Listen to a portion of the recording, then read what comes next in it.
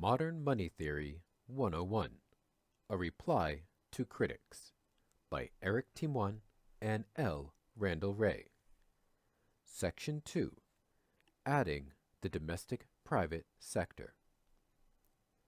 In the previous section, we focused mostly on the government side of the circuit. In this section, we study the interaction between the government and non-government sectors, while retaining the consolidation hypothesis. For the purposes of this analysis, we will think of the non-government sector as equivalent to the domestic private sector. However, the analysis could just as well include state and local, non-sovereign levels of government, as well as the foreign sector and the non-government sector. In this section, we will further address the issue of potential inflationary pressures raised by Pali, the reasons behind the holding of government currency, and issues of net saving and financial instability raised by Fibiger. While Massachusetts Bay governments emphasized the importance of a tax system for the stability of their monetary system, they also noted that taxes tended to drain too many bills out of the economic system compared to what was desired by private economic units. This created a dilemma. Quote, the retirement of a large proportion of the circulating medium through annual taxation regularly produced a stringency from which the legislature sought relief through postponement of the retirements. If the bills were not called in according to the terms of the acts of issue, public faith in them would lessen. If called in, there would be a disturbance of the currency. On these points, there was a permanent disagreement between the governor and the representatives. Davies, 1901. Private economic agents desired to hold bills for other purposes than the payment of tax liabilities, namely daily expenses, private debt settlements, portfolio choices, and precautionary savings. However, by draining all or most of the bills via taxes, the government prevented the domestic private sector from accumulating the amount of bills it desired. At the same time, taxes were at the foundation of the monetary system, so they needed to be imposed and collected as expected. Ultimately, the governments of colonies were unsure how to proceed in terms of the amount of bills to recall. Some knowledge of national accounting helps to solve this dilemma. Let us start with the flow of funds accounts. This accounting approach uses balance sheets to analyze the three main economic sectors of any economy: the domestic private sector, the government sector, G, and the rest of the world foreign sector, F. Ritter, 1963. For the moment, the foreign sector will be left aside. A balance sheet is an accounting document that records what an economic unit owns, assets, and owes, liabilities and net worth. Figure 3. A basic balance sheet. Assets on the left. Financial assets and real assets. Liabilities and net worth on the right. Financial liabilities, net worth. A balance sheet must balance. That is, the following equality must hold all the time. Financial assets plus real assets is equivalent to financial liabilities plus net worth. Or, net worth minus real assets is equivalent to financial assets minus financial liabilities. Each macroeconomic sector has a balance sheet. Figure 4. Balance sheet of each macroeconomic sector. One for the domestic private sector and the other for the government sector. Financial assets are claims on other economic sectors. Financial liabilities are claims of other economic units on an economic sector. For every lender, there is a borrower. So if one adds together the claims of the lender and the borrower, they must cancel out. Hence the equation, the difference of the financial assets and financial liabilities of the domestic private sector plus the difference of the financial assets and the financial liabilities of the government sector is equivalent to 0. Thus, summing across sectors, it is true that the sum of all net worth equals the sum of real assets. That is, only real assets are a source of wealth for the whole economy. The equation, the difference of the net worth and the real assets of the private sector plus the difference of the net worth and real assets of the government sector is equivalent to 0. Given that the previous identities hold in terms of levels, they also hold in terms of changes in levels, flows.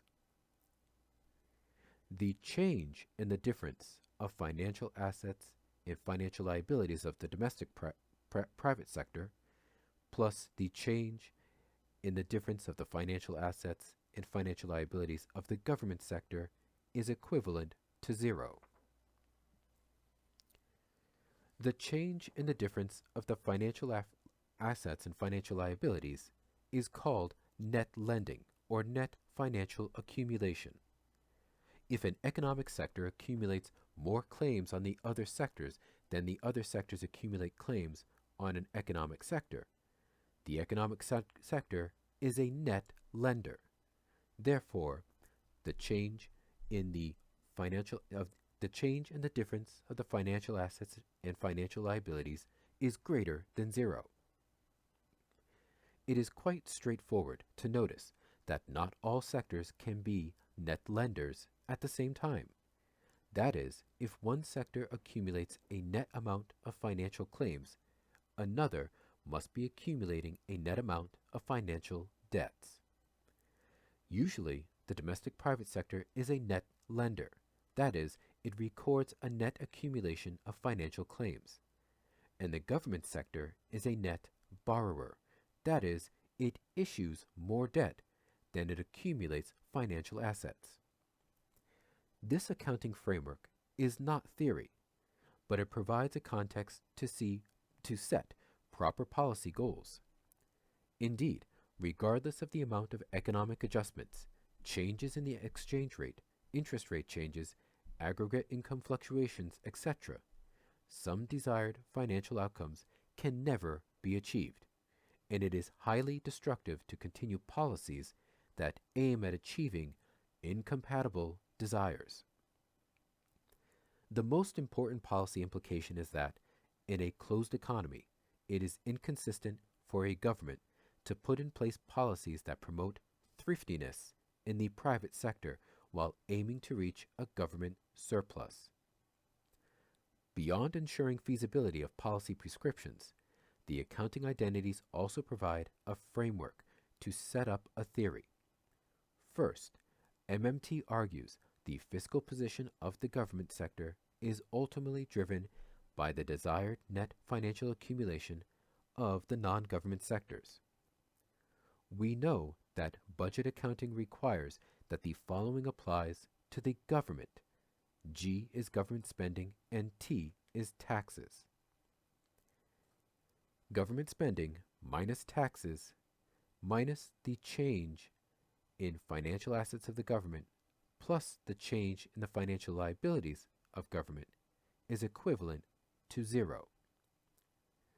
So, the change in the financial liabilities of the government is equivalent to the negative difference of the government spending and taxes plus the change in financial assets of the government.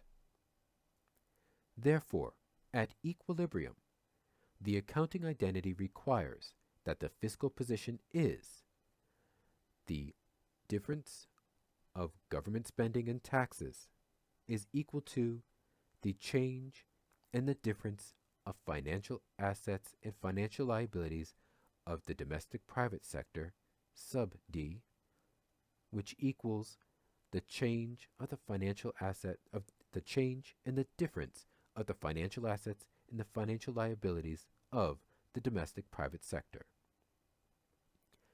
A more familiar way to present this can be achieved by noting that the change in the difference of the financial liabilities and financial assets.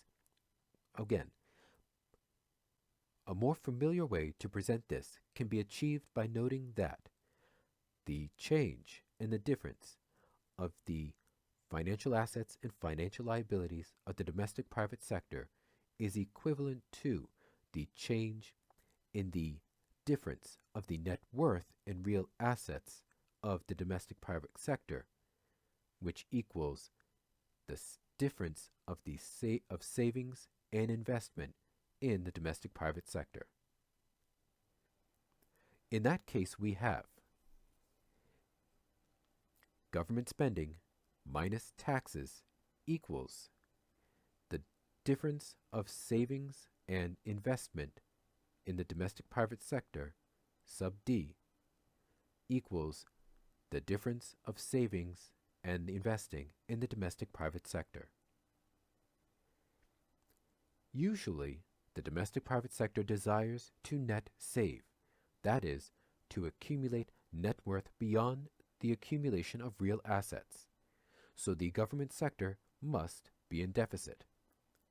If the government fiscal position is in surplus, or in a deficit that is not consistent with the desired net saving of the domestic private sector, nominal national income will adjust as the domestic private sector changes its spending level. As national income changes, so do automatic stabilizers, and so the fiscal position will move to be consistent with the level desired by the non-government sector. How national income will change in output and or price, will depend on the state of the economy and how adjustments affect desires.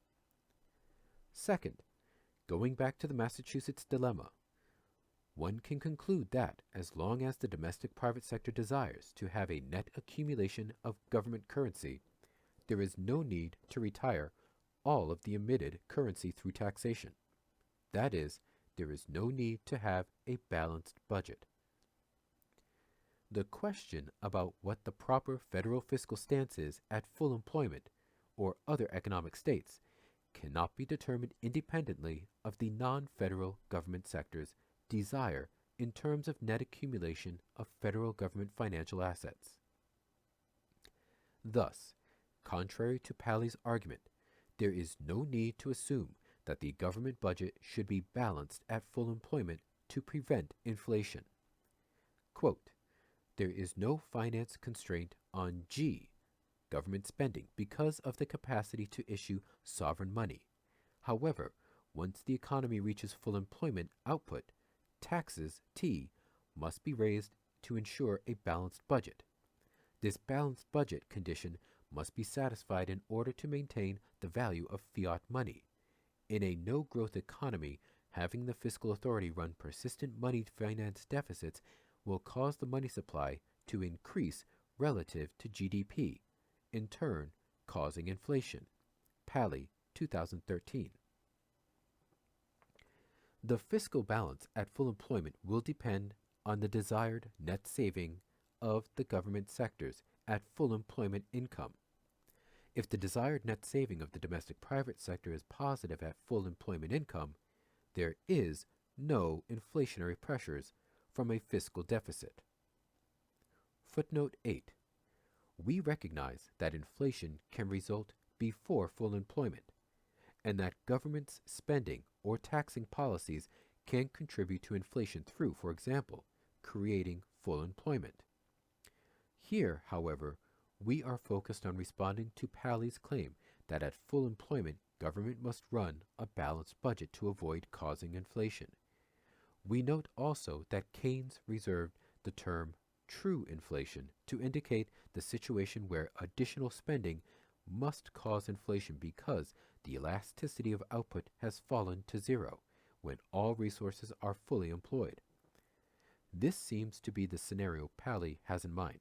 However, his argument that if there is a budget deficit at full employment, then there must be true inflation in Keynes's sense is flawed. End footnote.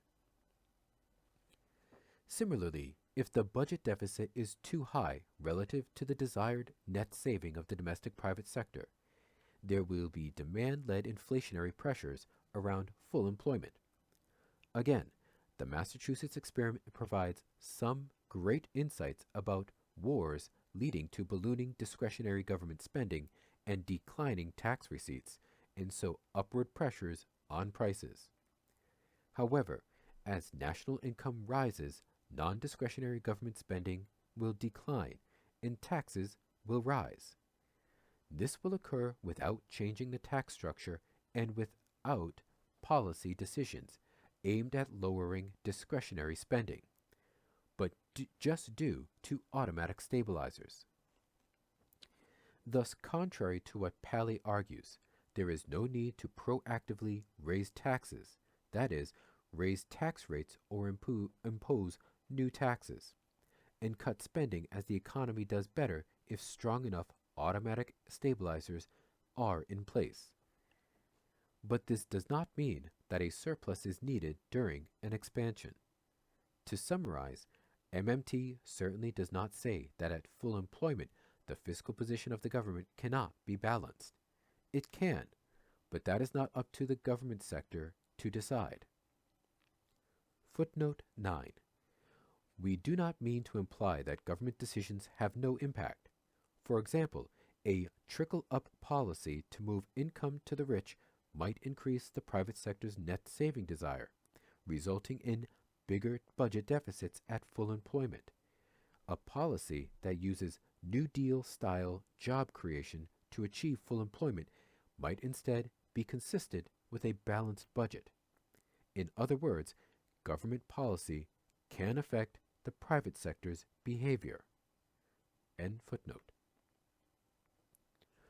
Third, the previous discussion does not mean that MMT is for a fiscal deficit, nor is it for a fiscal surplus or a balanced budget. MMT is agnostic regarding the fiscal position of a monetarily sovereign government per se. As Abba Lerner's functional finance approach insists, the fiscal position of the government is not a relevant policy objective for a monetarily sovereign government. Price and financial stability, moderate growth of living standards, and full employment are the relevant macroeconomic objectives, and the fiscal position of the government has to be judged relative to these goals. If there is inflation that is demand-led, the fiscal position is too loose. Surplus is too small or deficit is too large. If there is a non-frictional unemployment, the fiscal position is too stringent. Also, if financial fragility grows due to negative net saving by the domestic private sector, the government stance is probably too tight. A fourth conclusion is that for the stability of the economic system, it is usually important that the domestic private sector not be a net borrower. Indeed, if the domestic private sector is a net borrower, this implies that the amount of net financial assets held by the domestic private sector is declining because borrowing from other sectors grows faster than the gross accumulation of financial claims on other sectors. As a consequence, net worth declines unless the nominal value of real asset grows fast enough through asset price appreciation. This is exactly what happened during the recent housing boom, when the speculative boom of housing prices was rapid enough to sustain the wealth of households in spite of unprecedented borrowing. Of course, all this is in line with Minsky's financial instability hypothesis, Tymoigne and Wray, 2014. The implication of having a domestic private sector being a net lender is that the financial government sector has to be in deficit unless the foreign sector is willing to be in deficit. Footnote 5. Note that state and local governments that are non-sovereign in the currency sense strive to have budget surpluses. In the case of the U.S., almost all states have constitutions that forbid budgeting for deficits. In the case of the U.S., outside deep recessions, state and local governments run surpluses and the foreign sector runs significant surpluses against the U.S. For the domestic private sector to have a surplus means the federal government must run a large deficit to balance against state and local surpluses, foreign surpluses, and the domestic private sector surplus. There is no reason to expect that this would be inflationary, regardless of the level of unemployment. End footnote. A fifth conclusion is that, contrary to what Pali, Rochon, and Vernango state, MMT does not believe that the only reason for holding the government currency is because of taxes. Taxes are just a sufficient condition for acceptability of currency, not a necessary condition. However, historically, taxes and other obligations to authorities did play a central role in the development of modern currency, going back at least to ancient Egypt. Government currency can be held for other reasons, as the Massachusetts experiment showed. This is actually why the government can run a deficit, as people want to hold government financial instruments, in monetary form or not, beyond the purpose of paying taxes. Wray, 2012. Sixth, Fiebiger is perfectly correct to state that the previous accounting framework is not enough to understand how financial fragility grows within a specific subsector of the domestic private sector, because financial assets and liabilities held within that subsector are eliminated from the analysis above. However, the flow of funds identity helps greatly to conceptualize economic relationships between public and private sectors, which is one of the points of MMT. In addition, MMT does differentiate between saving. In the flow of funds, it is the change in net worth, and net saving, saving less investment. Net saving shows how the accumulation of net worth occurs beyond the accumulation of real assets. For the domestic private sector, this comes from a net accumulation of financial claims against the government and foreign sectors. A central point here is that government deficits add to the saving and net saving of the private domestic sector. Lavoie notes, quote, "While it would seem that government deficits in a growing environment are appropriate, as it provides the private sector with safe assets to grow in line with private, presumably less safe assets, it is an entirely different matter to claim that government deficits are needed because there is a need for cash. Even if the government kept running balanced budgets, central bank money could be provided whenever the central bank makes advances to the private sector." Lavoie, 2013. This is correct, but this is not the point made by MMT.